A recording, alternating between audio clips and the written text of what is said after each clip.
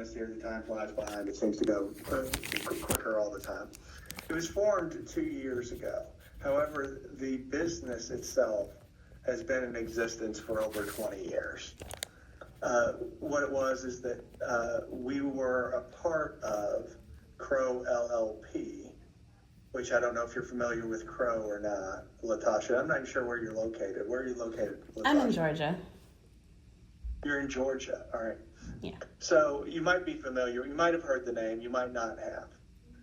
But Crow LLP is one of the top 10 accounting firms in the country. And so we had a practice within Crow called the Healthcare Consulting Practice. And what the Healthcare Consulting Practice primarily has done historically is develop technology solutions related to financial reporting that help healthcare customers. So healthcare providers, health systems. All right. And they designed a product at Crow called RCA, which stands for Revenue Cycle Analytics. And what it does is it helps health systems estimate what the reserves are on patient accounts receivable. And so that particular product has been in existence for 20 years. All right. And then as we developed the healthcare consulting practice at Crow, about 6 or 7 years ago, we developed a new product for the market. Because one of the things that we pride ourselves in, both at Crow and at Kodiak, is staying in tune with what the pain points are that our healthcare customers are experiencing and see if we can help them provide technology solutions around those pain points. And one pain point that we noticed about 7 years ago now was that healthcare systems struggle in performing the three-way match reconciliation of unapplied cash on the balance sheet. And so what that is that there are bank deposits that a health system receives, right? Some of that is patient-related, some of it's non-patient related. And if it's patient-related, those deposits need to get posted to the patient accounting system so that it's posted against accounts receivable. If the deposit is non-patient related, then it needs to get posted to the general ledger appropriately. And so healthcare systems have struggled historically making sure that all of the bank deposits come in, get posted appropriately either to the patient accounting system or to the general ledger, and being able to demonstrate from an audit perspective that has been done. Okay? Okay. And so what Crow at the time then did was develop a tool called automated reconciliation, which helps them perform that reconciliation. All right, if it's a patient-related deposit, we match it in an automated manner to the patient accounting system. If it's a non-patient-related deposit, we match it in an automated manner to the general ledger and show them that process is complete. And if you're familiar with the unapplied cash general ledger account, Latasha, I don't know if you are, but unapplied cash on the GL is nothing more than a clearing account, which takes the deposits coming in from the bank and puts it on one side of the GL account and puts the payment postings either to the GL or to the patient accounting system on the other side. All right. So oftentimes those are just interface totals from each of those two different systems, whatever's managing the bank, whatever's managing the patient accounting system, and all the other general ledger accounts. So they just have summarized numbers in that GL account. In the end, though, whenever there's balances related to that unapplied cash, they can't explain what it is. What specific transactions are causing that balance. And so what our tool does is it helps them identify what those differences are so that they can make sure those deposits get posted appropriately. Any questions on that? No, so far, no questions. All right. And so what happened about 2 years ago is that the healthcare consulting practice, because it did mostly technology-related things, and Crow is an accounting firm, right? And so what was decided is that that the healthcare consulting practice would lift out of Crow and get bought by another entity and form its own business. And so we were bought by So the healthcare consulting practice was basically bought by TPG, which is a private equity group that has bought the healthcare consulting practice, formerly Crow. And we formed Kodiak. Now, what's interesting is, Latasha, is that almost everybody, and I mean everybody, moved from Crow to Kodiak. So it's essentially the same people that have been around with Crow forever. It's just a new entity. So, for example, I can't recall how long I was hired by Crow. I mean, it was decades ago. whenever I was hired by Crow, but we all lifted out into Kodiak Solutions, and so that's how the business was formed. And those are the two primary products that we serve. All right, and unless you have any other questions up to this point, I want to go through specifically what this role is for. Okay, no questions yet. What this particular position is for. All right. And so within the automated reconciliation tool, we are a much newer product than RCA. And RCA dominates the market in the healthcare industry for estimating patient reserves, dominates the market. The automated reconciliation tool, we've only begun to introduce this to our healthcare customers. And we are in many healthcare systems right now, but we are not in nearly as many, not even close to the number of health systems that we are in for RCA. So there's a phenomenal upside for growth with this particular product, because we already have goodwill in the market related to our RCA product. And each year we get more people buying this particular application. And so when we started this group, there were basically about 3 of us. Then we added a 4th, and now we've had a couple people after that. And so there's tremendous upside in growth for this particular product and demand in the market. And so what we're looking to hire is somebody to help on the automated reconciliation side, to help us implement the product to our customers and make sure that the product is giving them the results they're looking for. All right? And so there are 2 ways that we generally do that here at Kodiak, is that we have an implementation team and we have a services team. The implementation team goes out, essentially, Latasha, and what it does is we get the data directly from the bank in a daily file feed, the data directly from the patient accounting system in a daily file feed, and data from the general ledger on a daily basis. And so our implementation team goes out primarily and just makes sure that they've secured the appropriate data that we need for the tool, and then also to do some initial mapping in the tool so that the customer can utilize it. So the implementation side of the team it basically gets the data for us and tries to get everything set up. The other side of automated reconciliation is the services team. All right. The services team is what is the position we're interviewing for, is a senior analyst for the services team. The services team basically comes in initially and assesses the customer's data and sees what kind of results we're going to get in the tool if the data was provided to us the way the customer has it today. And so what we do is we develop a strategy for that data that we pass on to the implementation team so that they can go and get the correct data that we need.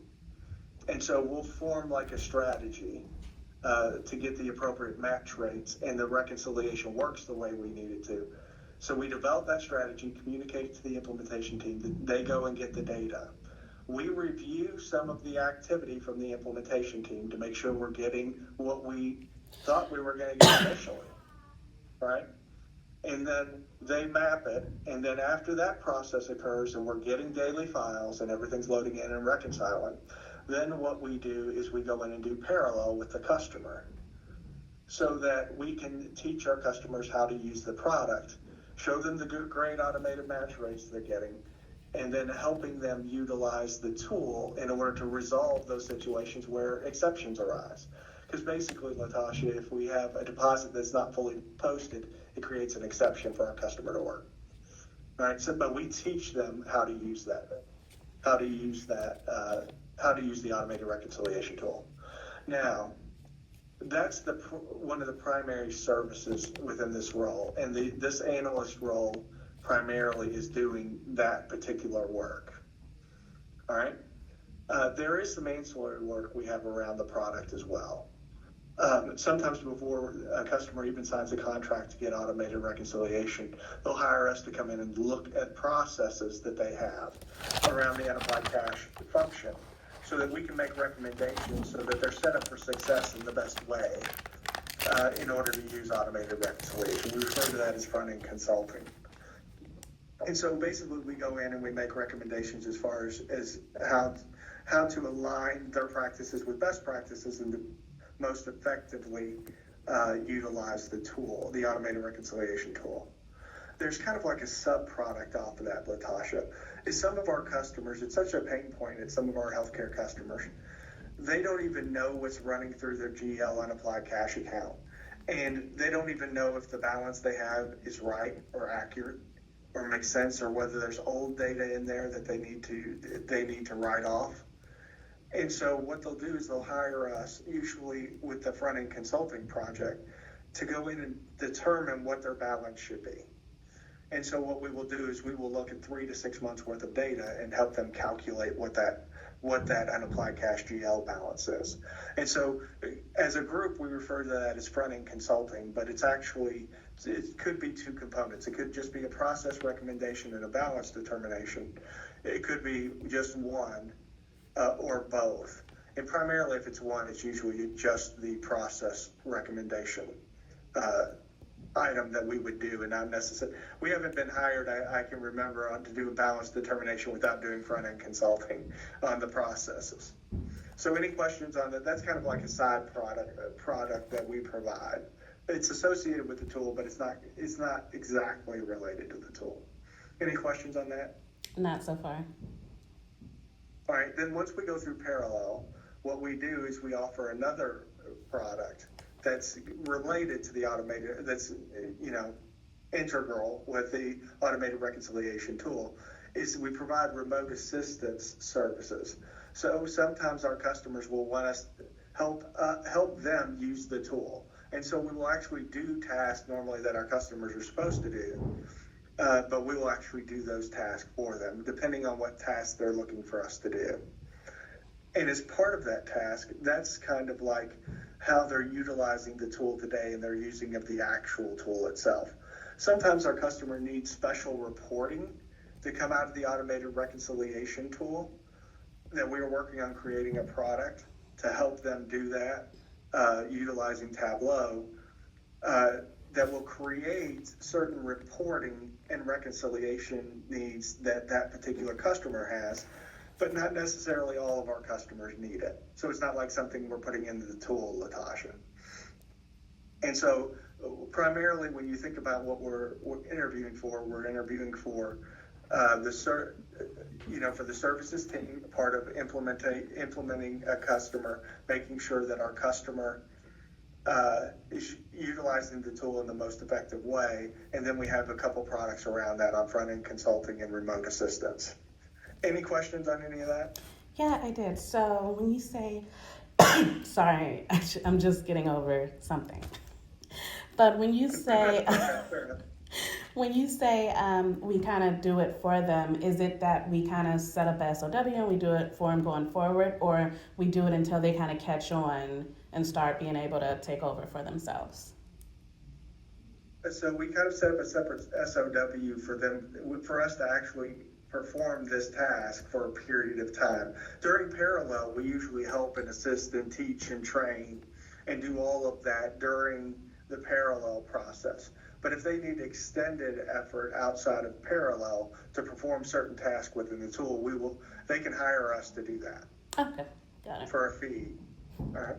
and our reporting assistance related to that is sort of something similar to that when you think about it. Got it. Okay. Did that answer your question? Yes, it did. Okay. All right. Good. All right. So, Latasha, I spent quite a bit of time going through a little bit about Kodiak. Why don't you tell us a little bit about yourself? Yeah, so I graduated from the University of South Carolina. I normally say USC, but each time I say USC, I get, oh, Trojan? No, Gamecock. So, No, Gamecock. Yep.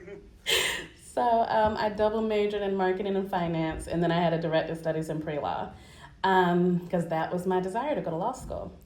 After I graduated, I actually decided to join Teach for America because I believed in their mission, which was closing the educational gaps between high and low income communities. So I did Teach for America and AmeriCorps for a few years, and then I started my corporate career at Deloitte. Sorry. There, I was able to hold several hats at Deloitte. So I started off as a consultant, and then went to senior consulting, and then went over to project controllership. And as a consultant, we kind of did some of the things that you kind of listed already. So we would go to our clients' site, or either look at their documents and kind of tell them what they can do better, what processes they could improve in, help them with implementation, help them with recommendations, and then kind of help them actually spearhead the process of change. So with our recommendations, we would stay on board to make sure that we're able to kind of get the projects off the ground and going in the correct direction, etc. In addition to the consulting side, I also did the project controllership, which was more so kind of more of the financial aspect. So looking over the SOW, kind of seeing where we should price it, the staffing mix, as well as what materials and anything that we needed in order to get the job done, and then meeting with the client as well as our external client as well as our internal counterparts to kind of make sure we're on the same page, looking at timelines and making sure we're kind of hitting our marks and we're headed to complete as expected. And if not, then we kind of understand how to redirect. After Deloitte, I then was able to join. Well, I'm going to go into the next part that I think would be McKesson and Change Healthcare. So I ended up, that's not what I did next, but I feel like it's related to you guys in a sense. So I joined McKesson, and McKesson was in the middle of a merger with Change Healthcare. So I ended up being caught up in that merger with Change Healthcare. So I originally thought, okay, Change Healthcare, McKesson, it's more of a healthcare industry, but Change Healthcare was actually more of a software technology situation. So we did like RCM and network solutions, and we had different departments or divisions and sectors. So I worked at Change Healthcare within the CapEx department. As a financial analyst, senior financial analyst. And it was so funny. So that was a unique experience because after I had went to the interview, kind of how we are now, my director stood up, and she was over 9 months pregnant. And she said, "Can't wait for you to start. We have 7 days." And I said, "Oh, wow. Okay, great. Congratulations. I'm so excited for you." And the thing about it was I was a one-person team because we didn't have a CapEx department. So McKesson was really great at their books. They kept them together. They knew what everything did. Change Healthcare, not so much because they were a private company at the time. So it was like you kind of knew, but you didn't really know. And CapEx was like the redheaded stepchild, if I can still say that, where they really didn't have anything. You could have easily just wrote checks and nobody would know exactly what they were paying for because, like you stated earlier, it was just numbers. So I had to go through, work with the Treasury Department, Accounting Department, Finance, and then our internal departments to get a process, an actual CapEx process together. So we ended up coming up with the process of how we submit different projects that we wanted to do, the process of how it was approved, the process of what we needed to see, ROIs, etc., in order for us to understand where all of these millions and millions and millions and hundreds of millions of dollars are going. And that took a lot of reconciliation, a lot of working with accounting and treasury, and some departments don't get along that great. So it's a lot of different personalities. But I kind of feel like it kind of ties in because it's healthcare, even though it's maybe a different sector, but it still has some of the same terminology, I assume, which would be helpful. I'm curious to know how RCM and finance got along. I would say, to be honest, RCM was one of the toughest, headstrongest department. So you really had to come in with some big numbers. So not to sidetrack you too much. I was just kind of curiosity on that. Yeah, no problem. And then my director ended up leaving. And so I got another director who came from the accounting side of McKesson.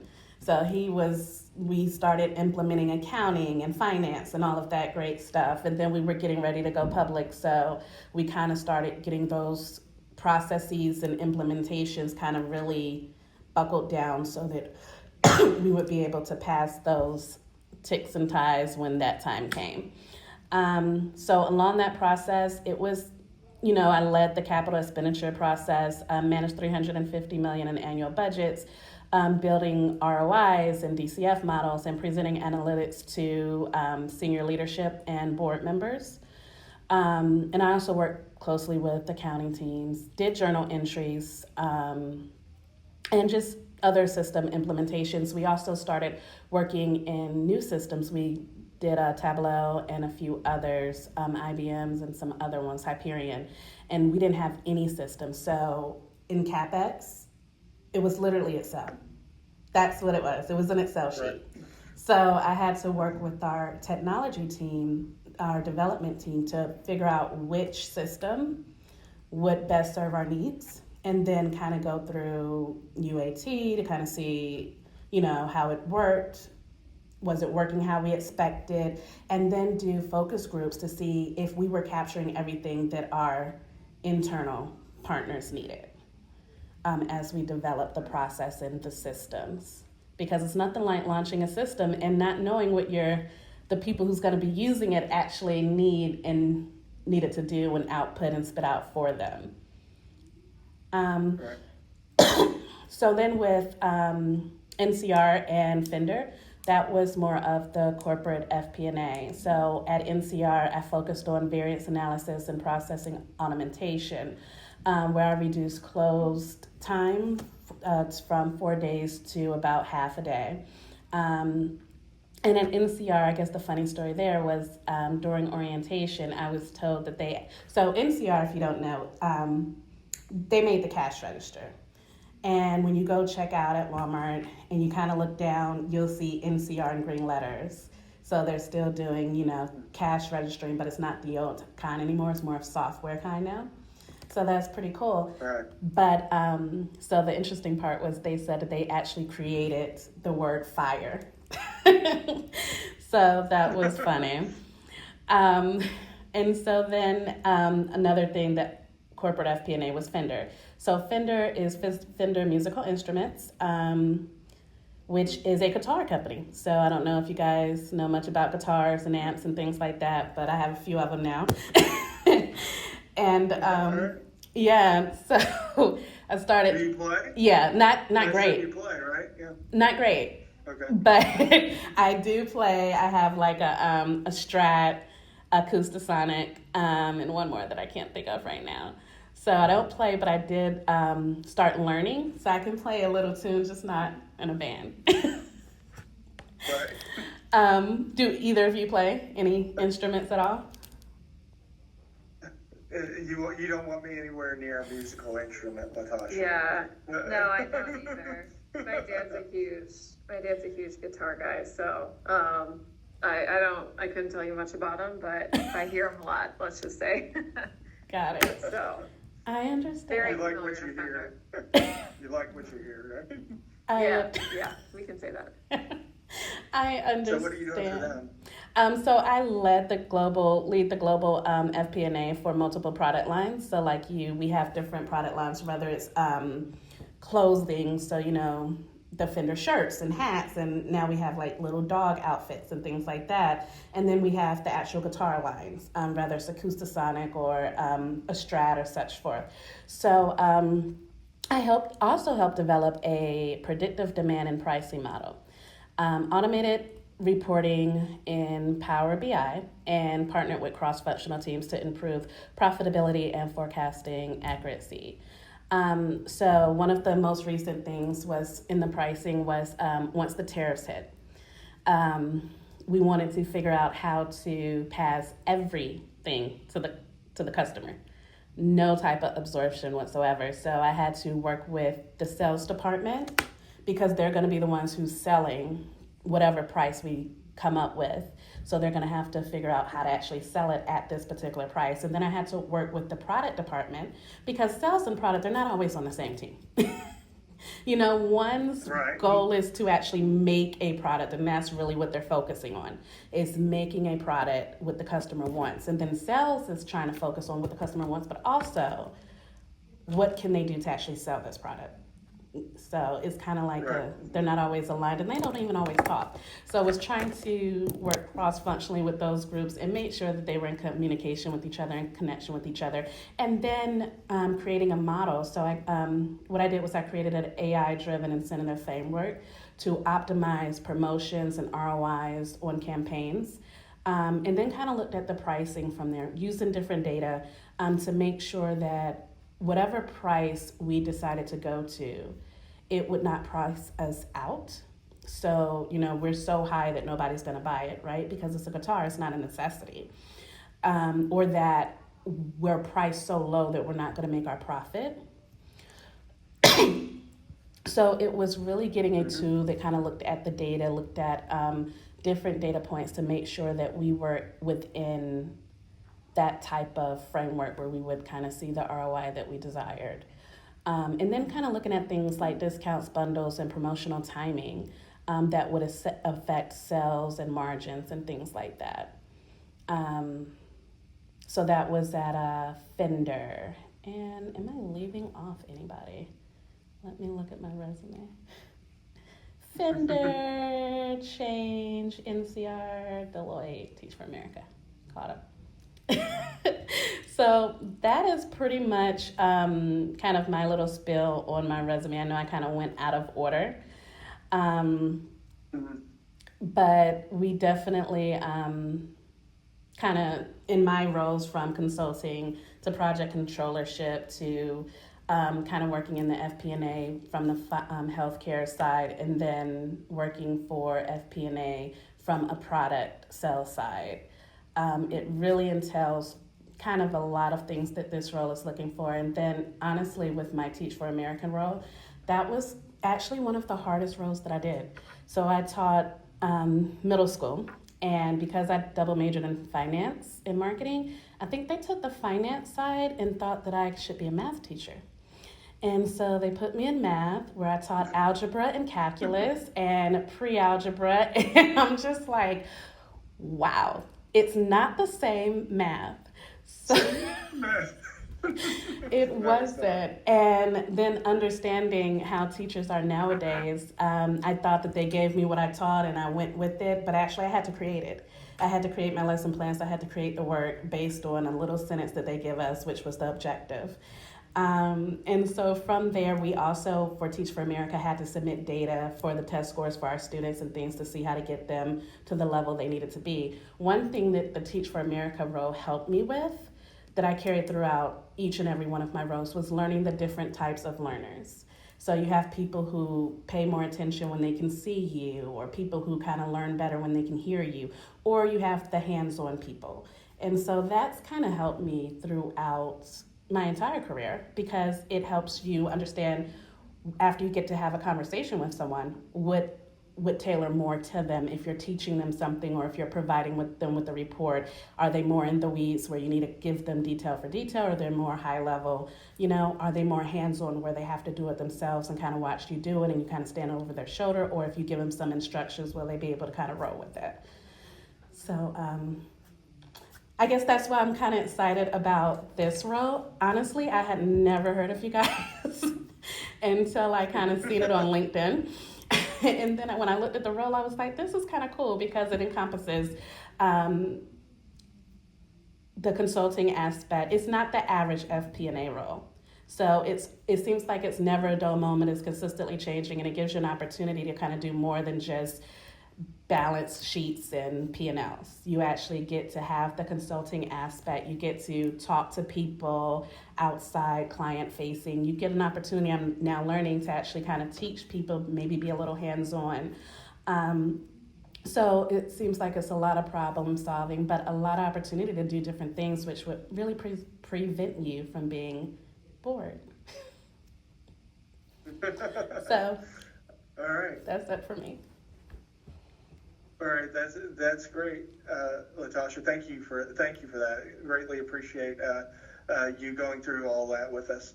There are a few things that I want to ask about, but I want to give Kate a chance to ask some questions first, and then I'll come back with any questions that I have.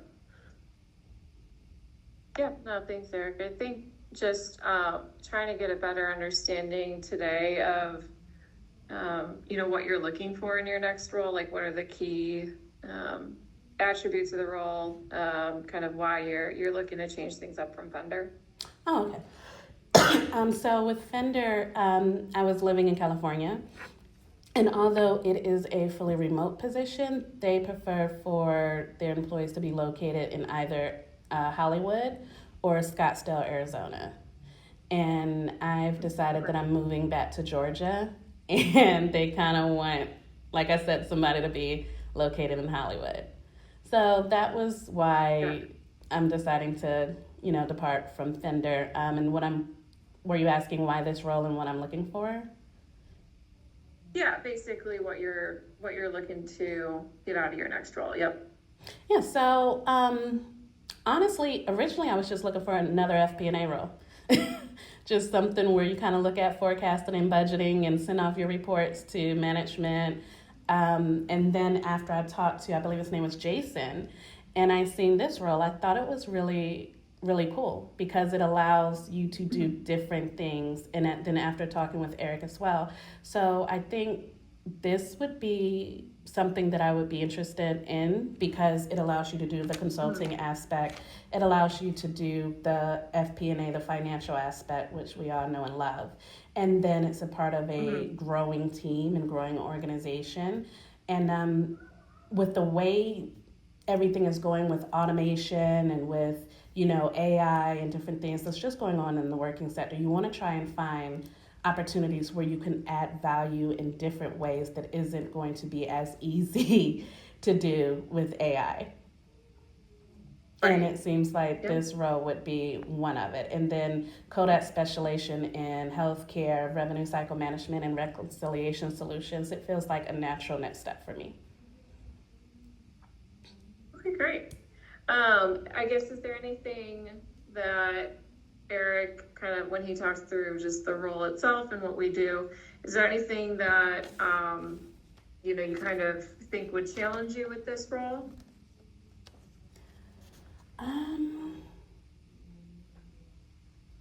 As of now, no, just kind of looking at the difference between the two different teams, implementation and services. And I believe you said this one was services. So it's more of just collecting the data and then kind of what results and kind of coming up with the strategy to kind of go for it with your client. So not really, not yet, no. Okay.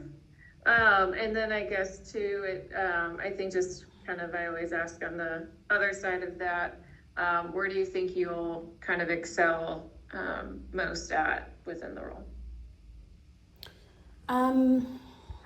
I would say the client-facing part, kind of looking reconciliation. I did a lot of reconciliation with CapEx at Change Healthcare. So I would definitely excel with that because kind of how Eric was describing it was just numbers. And you had to figure out how to come up with a common denominator, I guess you can say, between different reports to kind of tie them all together where it'll make sense and you'll know kind of what's going on and where your money's going. And then client facing. I really like talking to people, getting to know people, Yeah. helping people out. So I kind of find that exciting. Normal FP&A roles, you kind of talk to, your manager and probably the one or two people who's on your team.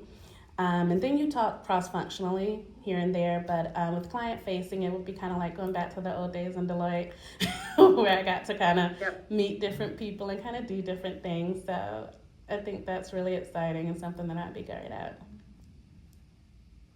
Yeah, Yeah, definitely. I think one of the things interesting about our position, Kate, is if you ever sit there and try to count the number of people we talk to during the course of a week, Yeah, it'd be a lot. it'd be a lot.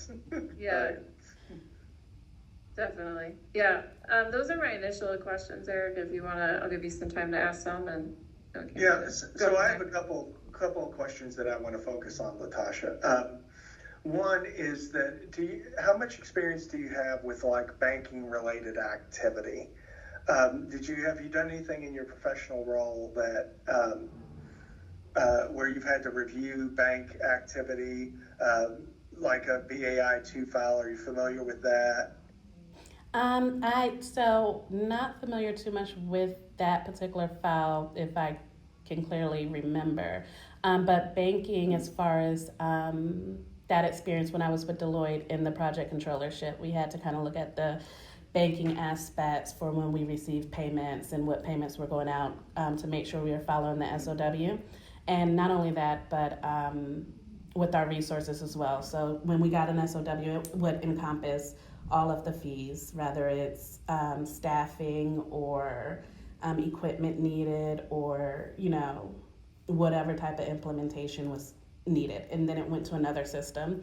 And then I would have to find those transactions within our banking system to kind of go through and figure out what needed to be applied where and where were we in terms of our contractual agreement and were we going to be over, under, did we have enough money to cover it and things to that nature.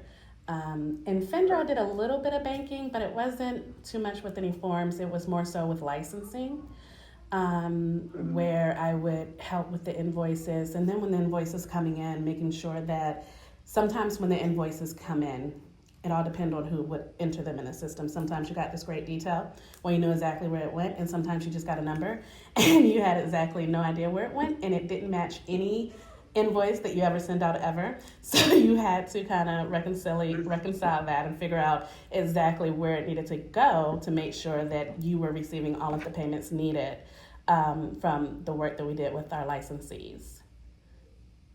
Okay. All right, and what about AR as well, accounts receivable? Yeah, I did work with accounts receivable Okay. pretty much at Deloitte and NCR and Fender. And a lot of patient accounting system data, have you worked with that before? I worked a little bit with it at McKesson and Change, and then I was lucky enough with Change to start going into the merger with United Healthcare and Optum. So did the patient systems there for those roles at that healthcare organization. So yeah. Okay. And then I'm assuming you're pretty comfortable with the GL because you're an Yeah. FP&A, right? And so I'm not even going to ask you about that. And so sometimes we're actually in an entrepreneurial part of the business, Latasha, and we're growing. And so within our work responsibilities, we have certain things that we've identified that, hey, in order to accomplish this task, you need to do this, this, this, and this in order to accomplish it. There are also situations, though, that our product is so young that we'll have certain things that we need to accomplish, but we don't quite yet know how to do that. Is there one of those two? Because one of those is kind of like an audit checklist. The other is like, well, we know we need to accomplish this, and I need to figure out how to do that. Which do you prefer of those two options?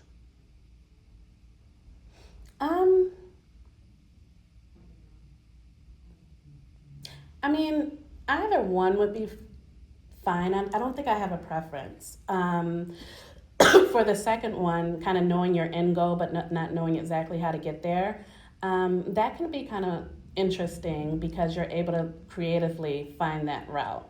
So it kind of opens the door for more creativity, more implementation, more development. You get to create your own little baby and figure out how to get there to the end result. And in order to do that, you might have to look at what competitors did or what someone did before you or other groups did, or, you know, kind of turning to those type of systems or research or information to kind of bring it over and figure out how to get to where you want to go. So in a way, I might prefer that one better just because it allows creativity and like I said, you'll be really creating something and owning it. But then, you know, with the first one, I think you said it's just basically a checklist, right? Mm-hmm. We all have to love those because it's very easy to do. Yeah. All right. So, with regard to technology, how comfortable are you with Excel, with Power BI? I think you mentioned Power BI, Tableau. Just give us a little bit of background about the technological use of those. And like with Excel, I'm assuming everybody uses Excel in some ways, but some of the more of the analytical tools of Excel, like pivot tables and VLOOKUPs. I think there's XLOOKUPs. Kate would probably know these better than I do. Index matching and all that. So just kind of give us an overview from a technology standpoint, how comfortable you are with those. Yeah, so pretty comfortable. When I was at Deloitte, the first thing we had to do within the first 6 months was take an Excel test. So we had to be certified in Excel. So I'm pretty good at Excel as far as formulas, pivot tables, sum if formulas. I dabbled in macros a little bit. Can't say that I'm an expert at it, but I'm pretty good at macros as well. VLOOKUPs, it's pretty much what we do a lot because it really helps with reconciliation. And it really helps to kind of cut the time in half when you're trying to look through hundreds and hundreds or sometimes even thousands of rows of data.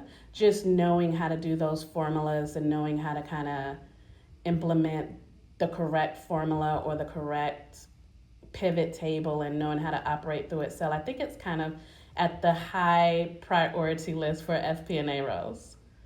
So yeah, I'm pretty comfortable with it. And then as far as some of the other systems, like when I was doing the developing the predictive demand and pricing models at Fender, and I did automated reporting in Power BI, and that included applying AI-driven initiative frameworks to optimize promotions and ROI campaigns. And so what that was it was using AI-driven frameworks, which allowed us to utilize large sets of sales and consumer behavior data and identify which promotions delivered the best return.